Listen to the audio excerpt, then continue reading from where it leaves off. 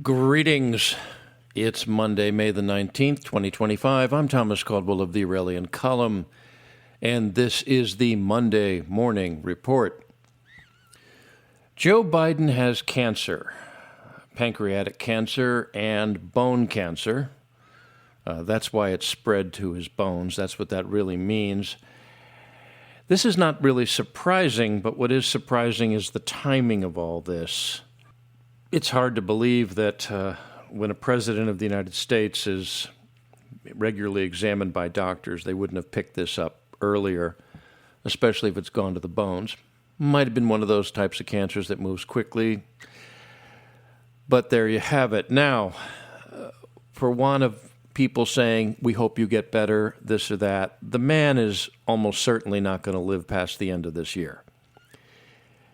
We're going to have a presidential funeral very soon. And this is raising a question of what people will consider decent and appropriate for this fellow. Now, you're not supposed to say bad things about people who've passed away, and, he hasn't passed away yet. Will Donald Trump go to his funeral? Will he lie in state? What's going to happen?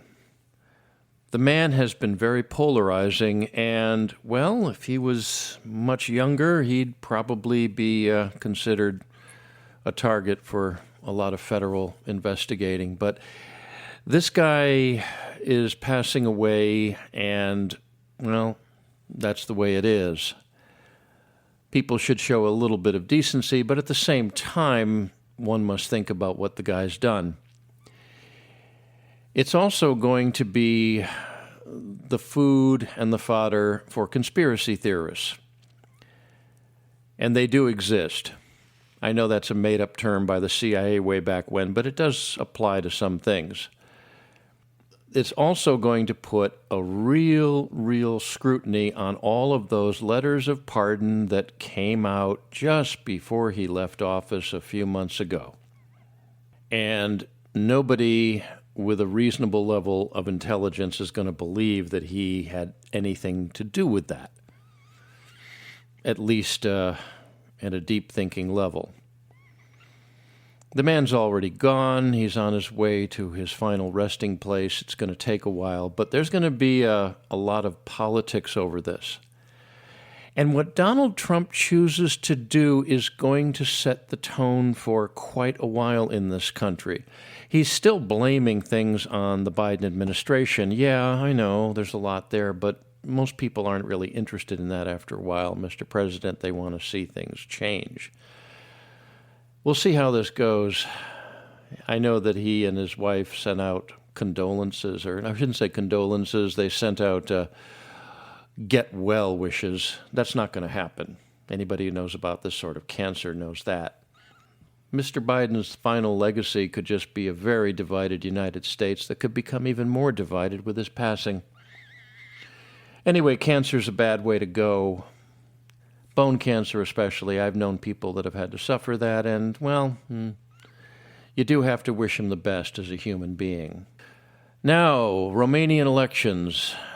No surprises there. The so-called candidate of the center, a guy named Născur Dan, he's very pro-European Union. He's the mayor of Bucharest, and he won by a reasonable margin, which a lot of people really didn't believe, especially people on the ground in Romania. The CEO of Telegram has come out with a bit of a bombshell, and this will be interesting to see how this impacts things. Pavel Durov, the Russian-born fellow who is kind of on the run, but runs Telegram to his credit, and he does a pretty good job of it. Well, he's come out saying that he was asked by a Western European government to suppress all the right-wing and nationalist Romanian traffic on his platform.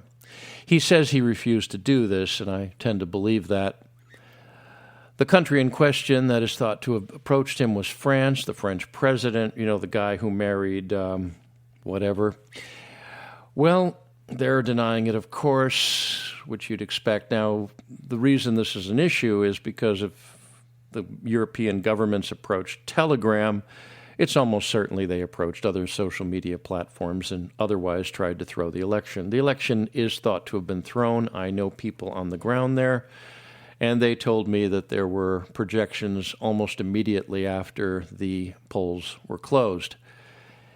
A little suspicious there. Now, Europe is, if you have to think about it, in terms of democracy, anything in the European Union is pretty much done right now. And I'm going to point something out to my American listeners, which most of you are, although I do have people around the world. There's a reason our ancestors left Europe, people, really. And it's this. This tyranny always comes back to the top. It always comes back. European leaders have never liked democracy unless they had control over it. It was always a means to an end. There's a tyrannical slant that happens in European culture for some weird reason. And it makes this guy here, this reporter, a little bit angry because I think of all the Americans who gave their lives and suffered horrible trauma during the Second World War, allegedly for the reason of freeing Europe from tyranny. Well, didn't last long, did it? At least on the scale of things. We'll see what the Romanian people do about this, whether they're going to sit there and take it or they're going to rise up again. They did that with Ceausescu back in the day, and that was wonderful to see. This is why you have the right to bear arms in countries that were built on freedom and not on tyranny and power. Closer to home, a bombing in Palm Springs, California, of a fertility clinic, of all things. A fertility clinic. When I first heard the story, I thought it was really in a gynecology abortion clinic or possibly a transgender clinic. You haven't seen any bombings those places lately. But no, it was a fertility clinic, and it's a 25-year-old fellow. I'm not going to name him. He's now passed away, but still, I don't like naming terrorists, and that's what the guy was. He's credited with this bombing and was killed in the incident. The reasons he gave were pretty strange, at least the ones that have been passed on. I haven't seen his social media posts, but I've been reading about them. It's something along the lines of people and the right to exist. I'm not able to get my head around that. So it's just say it's somebody who is lost, like so many other young people these days. Do you notice how a significant number of these sorts of people that are devoid of humanity are into computers and online living most of the time? You ever notice that? They don't have friends except online. They don't have any interaction with people.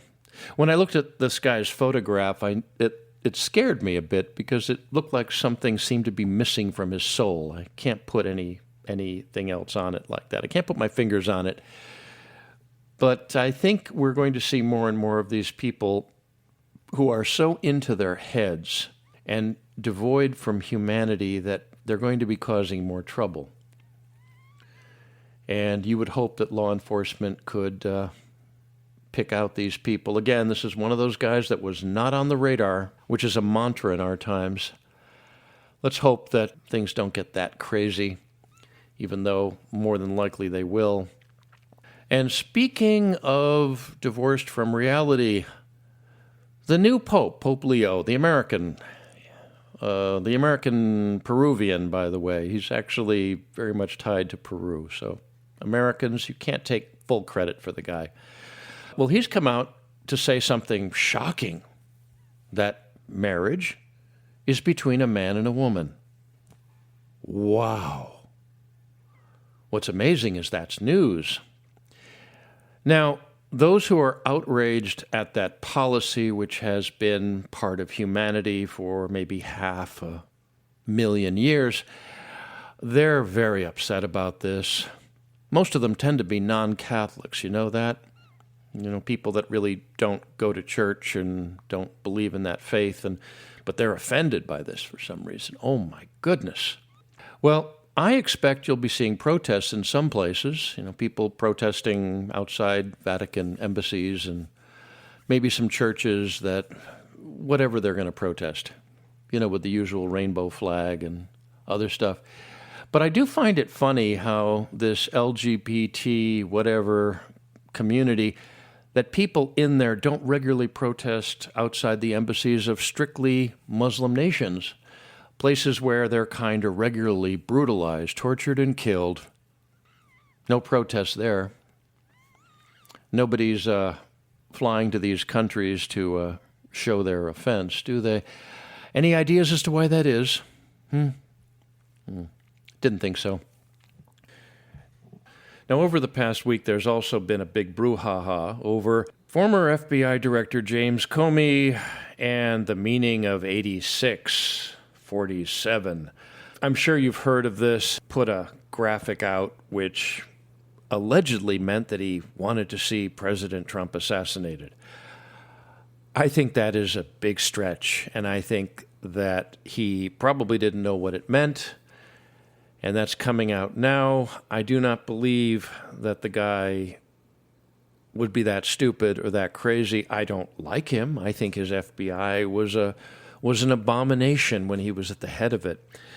But you notice how the Trump administration jumped on this the way they did, very emotionally, and almost the sort of way the left does things. Now, supposedly he's been interviewed. A lot of people are saying he didn't intend to say that. He didn't say it. It's inferred. Everybody's inferring things. This is troubling. And I don't mean for Mr. Comey, who, well, I hope he gets indicted and imprisoned for something else, but I think this is showing just a little bit too much sensitivity on the part of the Trump administration. They have a lot going on, and a lot of it is not going the way they originally thought it would. We can't have this sort of over-emotionalization going, because that can be ramped up. That can be ramped up, and people can be taken to violence, as we saw in Palm Springs. Somebody got some weird ideas in their head, and they went off and did something dangerous and stupid. A lot of Trump's followers are still very much in the God Emperor way of thinking. Now, a lot of people think I'm a big Trump supporter. Well, I support an awful lot of the stuff he wants to see done. But personality cults are very dangerous things. And I saw a little bit of a taste of that with this incident. Oh my goodness, you dare threaten the man. I mean, you had Madonna many years ago saying she wanted to go blow up the White House. I don't recall her being contacted at the time by the Secret Service. She also doesn't sound like the sort of person who'd be capable of even figuring out how to do such a thing, but that's another matter. There's an awful lot of emotion out there. When people are emotional, they do stupid things, and mostly they say stupid things. So I think that it's important for us to revert back to what Dwight Eisenhower said when he was president. The most important thing that the United States can do is remain dignified. As hard as it might sound to do that these days, that's still what the order of business should be. Now, speaking of decency, the story I want to leave you with is about Mexico, but not in the way you usually think of Mexico or what goes on in that country, that sad country that is more run by drug cartels feeding American drug habits than it is by its own people. I'm speaking, of course, of the tragic accident that occurred in New York's East River, where 2 sailors were killed and some other people were injured when the Mexican training ship, that sailing ship, lost power and struck the Brooklyn Bridge. Its masts were broken and 2 of its crewmen fell to their death. That was pretty bad. Now, a lot of people really are down in Mexico these days, and I can understand that. I don't blame them for that. But as is the case with many such tragedies at sea, it can happen to anybody. Ship lost its power, something went wrong. But many people who are comfortable with computers and less so with humans, they're really big on this. They're all sorts of tasteless talk and memes and mockery and things like that. Well, I think that we should make America decent again and a little bit more moral. Earlier in my life, I was a crewman on a tall ship. I was at these events and I would be up in the rigging and not that high. My tall ship was quite small, actually, in comparison, but I would be handling the anchor chain and all the other miserable jobs that are done on those boats. Why anybody would volunteer for them to work on those things, well, I can say from firsthand experience, while you're doing it, you kind of wonder what you're doing. But these were people training for their naval academy. These were people that were the best of the best.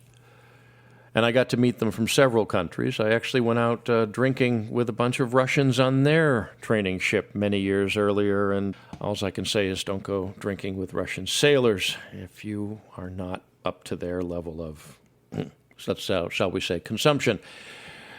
These were good people. We're kind of too much into stereotyping and bigotry, and I really felt for that because I know the sorts of people on those ships, and they're good, decent human beings, no matter where they come from or what their backgrounds are. When you start devoiding yourself from compassion, even from a remote location, it's the first step towards evil. And I see that in this country. This country is very divided, especially along racial lines, religious lines. Political lines are usually tied to those two things these days, all sorts of things. Now, I'm not a fan of the left in this country, not in the least, but what I'm really not a fan of are the people out there who have decided that the internet is reality when it is not. Reality is working on a tall ship and when a mast breaks, falling to your death. That's a terrible tragedy. Americans traditionally, throughout our history, were known for their decency and their humanity and their compassion. That's what kept us going a lot of the time. That's what kept us going through difficulties. That's what kept us going when we needed help. That's what kept us going when, in the Great Depression, 1 out of 4 people didn't have a job and most people didn't have enough to eat. So, as we enter further what seems to be the decline of this republic into something else, and I don't know what that something else is going to be, you might want to take a step back and revisit what makes you a human being. Because I see things going in a very ugly direction. Trump becoming president did not fix everything. Granted, he's doing a lot of things that need to be done. But we're going to be seeing over the rest of this year exactly how much decency is back on the agenda. Because before you can make America great again, you have to make America sane again, decent again, and human again. That's it for today. If you appreciate my work, please like, subscribe, and share. Share with your friends and share with your enemies. Hope they become friends, because it's easier that way. And if you can consider a paid subscription, please do so. It keeps the lights on literally and figuratively. More literal than figurative, but you know what I mean. I can be reached at feedback@aureliancolumn.com. That's feedback@aureliancolumn.com. I'm up on X. My handle there is MICCAMPEN. That's MICCAMPEN. This podcast originates at Substack. My handle there is aureliancolumn.substack.com.